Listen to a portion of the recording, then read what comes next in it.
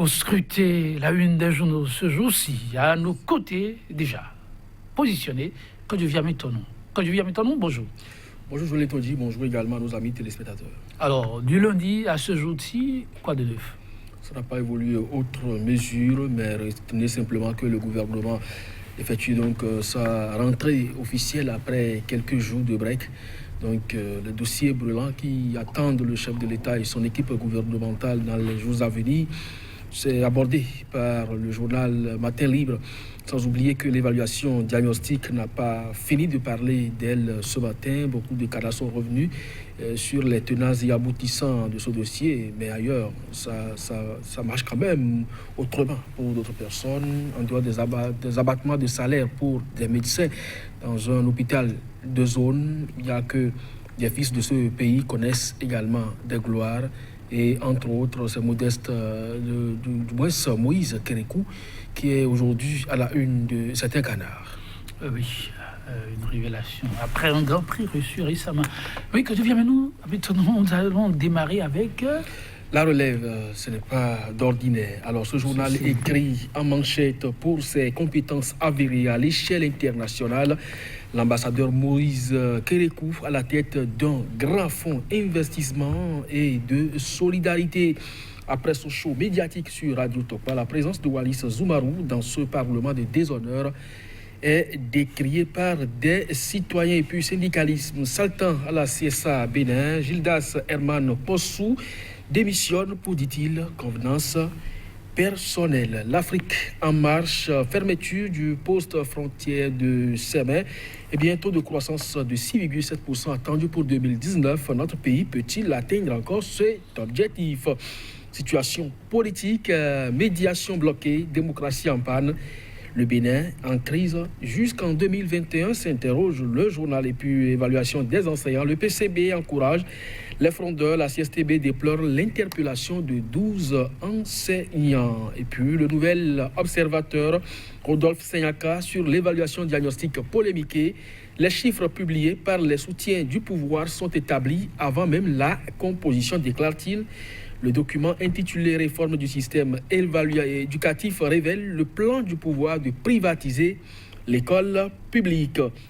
Et puis contre le certificat de conformité, Wallis Zoumarou met à nu talon et la rupture. Pourquoi ne pas démissionner donc de la mouvance et former un groupe d'opposition parlementaire, se demande le journal. Et puis opinion de l'évaluation diagnostique à la stigmatisation, endiguer les prémices d'un conflit fratricide. L'écho quotidien, on ne clame sa propre honnêteté tout en acceptant de porter le flambeau de déshonneur. Alors c'est pour demander que cherche alors Wallis Zoumarou dans ce parlement non conforme à son honnêteté. Préservation de l'emploi et pour sauver l'école. Naïmi Kassamampo demande aux enseignants de renforcer leur comité pour poursuivre la lutte. Matin libre, rentrée gouvernementale, les dossiers brûlants qui attendent Patrice Talon, commissariat de premier arrondissement de Parakou, 5 présumés voleurs, dont une femme arrêtée. Et puis maison de savoir et des opportunités, Moïse Kérékou prend la tête du fonds. Point média, après Centra TTP, la FESEC JIA claque la porte, la CSA Bénin se vide de ses membres. Vivent-elles ou du moins paient-elles son accoquinement avec le gouvernement, s'interroge le journal.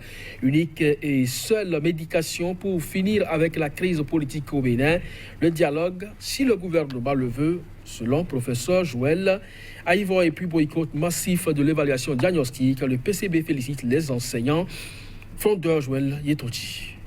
Merci à vous, Kodjovia Metonon. Nous allons démarrer avec l'Afrique en marche qui part du politique à l'économie. 6,7% attendu par le Bénin. Nos confrères reviennent sur la problématique avec une toute nouvelle vision. Oui, la fermeture de la frontière avec le Nigeria, est-ce que cela participe donc à l'atteinte de cet objectif par l'État béninois? Bon, a priori, oui. On peut atteindre l'objectif à partir du moment où, à la toute première heure de sa prise de fonction, le gouvernement, avec à sa tête le chef, avait expliqué clairement que le Bénin n'avait pas besoin donc du Nigeria pour se développer. Donc de ce point de vue, avec la vision du gouvernement à travers son programme d'action, on peut croire que ce chiffre de 6,7% peut être véritablement obtenu, même si l'on ne tient pas forcément compte des entrées et sorties vers le côté du Nigeria. Parce qu'un développement, ça se planifie et aujourd'hui, on ne peut quand même pas dire qu'on est en train de naviguer à la tête du pays. Donc, si on s'en tient donc à ces données, à ces informations-là, on peut effectivement croire que oui, le Bénin peut atteindre son chiffre de taux de croissance 6,7% sans véritablement rien attendre du côté du Nigeria. Ah oui, mais l'Afrique en marche croit dur que tout reste lié et tout dépend encore. Ce n'est pas le journal qui croit. Lorsque vous êtes dans un ensemble et que vous savez très bien que les échanges commerciaux font partie quand même de la croissance à l'interne, eh bien, vous ne pouvez quand même pas vivre en vase clos à partir de cet instant. C'est une manière pour à la limite, rigoler, sinon que c'est du sérieux ce qui se passe de ce côté-là. Et avec ce journal, on est d'avis que, effectivement, c'est un chiffre aujourd'hui qui est mis en difficulté. Mais quand vous savez que le langage de l'autre côté n'est pas forcément ce que nous employons sur ce plateau et qu'on voit les choses autrement, eh bien, je l'ai dit, on ne va pas spéculer autour. Oui, l'Afrique en marche entre plusieurs interrogations ce matin. Alors, situation économique délétère, situation politique préoccupante. Alors, le Bénin va-t-il demeurer en crise jusqu'en 2021 ? Ça, c'est la volonté des autorités actuelles. Joël Laïvo l'a dit et le journal Point Média aussi l'a rappelé ce matin. Le dialogue qui reste la seule porte de sortie ici, eh bien, il n'est pas priorisé. Eh bien, 2021 n'est plus loin. On est déjà pratiquement à la fin de 2019. Donc, 2021, c'est dans quelques 13 ou 14 mois. Donc, de ce point de vue, et on pourra facilement y arriver sans pouvoir véritablement s'en sortir. Aujourd'hui, entre autres griefs, même des analystes pensent que ça fait partie donc des raisons. Cette situation économique politique que nous traversons fait partie des raisons donc que le Nigeria avance également pour nous fermer un peu ses portes, ne serait-ce que pour 28 jours. Donc à partir de cet instant, ne soyez pas surpris, comme je l'ai dit, dans 14 ou 15 mois, que l'on soit en train de fêter 2021 avec cette situation qui perdure.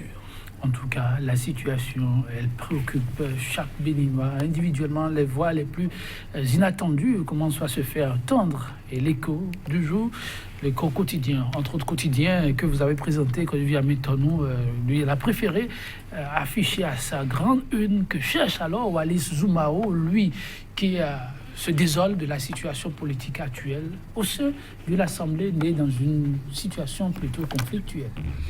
Oui, ben, il vaut mieux tard que jamais et mieux que ces gens soient également au sein donc, de l'appareil.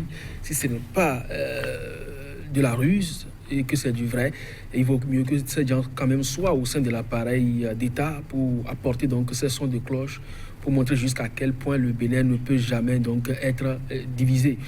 Puisqu'aujourd'hui, c'est vrai, il est le doyen d'âge, il est au sein de cette Assemblée nationale.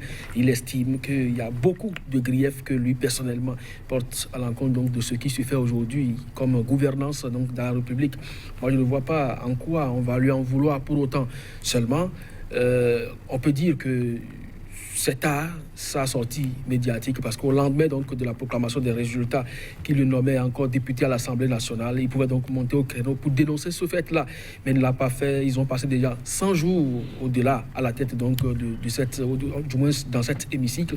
Aujourd'hui, il monte au créneau pour dénoncer un certain nombre de pratiques qui n'encouragent pas d'abord le vivre ensemble et le respect donc, des principes de la démocratie. Espérons vivement que d'autres voix lui emboîtent le pas et que véritablement, un peu comme ce que le journal le Nouvel Observateur l'a écrit, pourquoi ne pas donc démissionner de la mouvance et former un groupe parlementaire de l'opposition au sein de l'hémicycle. Ça fait partie également de la vie démocratique au niveau du Parlement. Aujourd'hui, le débat est sur la table. Le COSLEPI c'est la minorité. Et c'est la majorité, c'est la mouvance, c'est l'opposition. Mais des gens ont estimé qu'il y a une usurpation des titres parce que des désignations ont été faites au nom de l'opposition. Mais est-ce que véritablement aujourd'hui, au sein de l'hémicycle, on peut parler d'opposition? Ça n'existe pas. Et quand donc des voix comme Wallis Soumarou montent aujourd'hui au créneau pour dénoncer la situation, il vaut mieux l'encourager plutôt que de le discréditer. Oui, une situation quand même un peu honorable, pas du tout, diront d'aucuns, mais le Bénin doit continuer pour avoir des raisons d'espérer, les Béninois en l'occurrence, et c'est Relève Info qui nous amène un peu bien loin sur une image de fierté. Moïse Kérékou, désormais à la tête d'un grand fonds. Oui, tout à fait. L'ambassadeur Moïse Kérékou à la tête d'un grand fonds d'investissement. Le journal Matin Libre aussi en a parlé. C'est bien sûr la maison du savoir et des opportunités. C'est fils de l'ancien président, le général Mathieu Kérékou, paix à son âme, s'illustre depuis peu, vous l'avez rappelé à l'entame, après une distinction honorifique. Lui qui s'est demandé s'il fallait vraiment tuer Kadhafi à travers donc sa publication. Donc de ce point de vue, je pense que oui, ces genres d'initiatives et ces genres de personnalités sont donc à rechercher dans la République et à honorer de temps en temps. Donc Moïse Kérékou, c'est pratiquement la même chose, mais nous lui souhaitons bon vent et réussite parce que maison d'opportunité, du savoir, je crois que le Bénin en a besoin aussi. C'est sûr que via méthode et on va nous s'arrêter là, mesdames, messieurs. Demain, nous découvrirons d'autres faits, pourquoi pas. Merci pour l'attention et à demain.